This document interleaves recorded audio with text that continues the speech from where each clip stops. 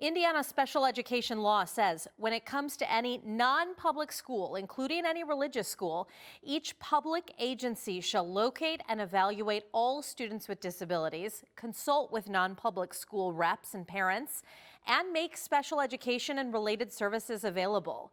These laws are complex and confusing, but at least one local mom is not giving up on her son.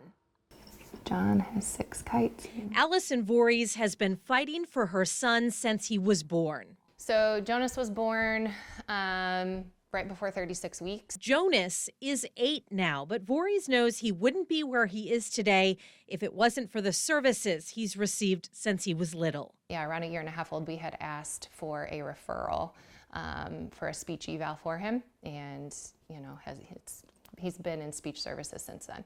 And when Jonas entered kindergarten at a private school in South Bend, his speech therapy continued.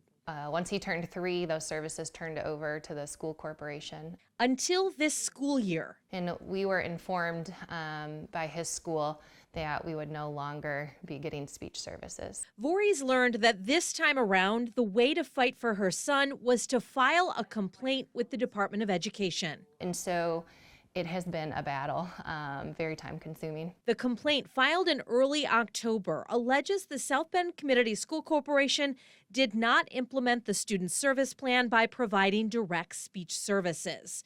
The Indiana Department of Education Office of Special Education Investigator found the school corporation was in violation and required corrective action.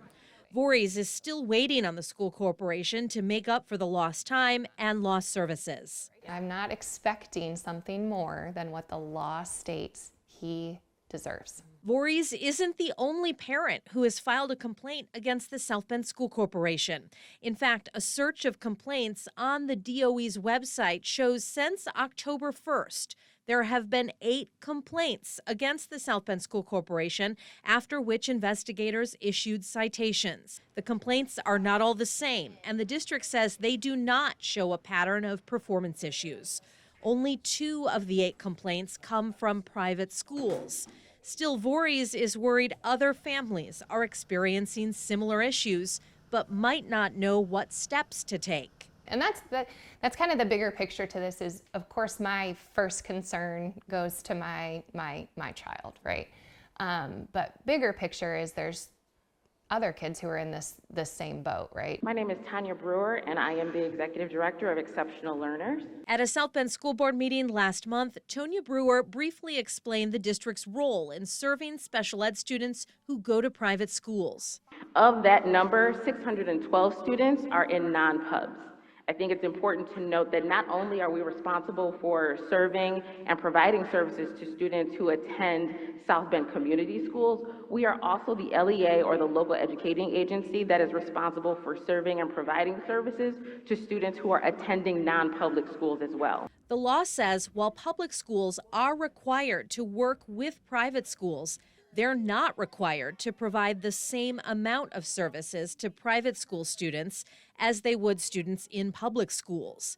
In an email to WSBT, Brewer said the reduction in direct speech services to some private schools in South Bend is due to staff shortages, and it was offering alternative methods. On the next slide, we are looking at current staffing allocations and vacancies.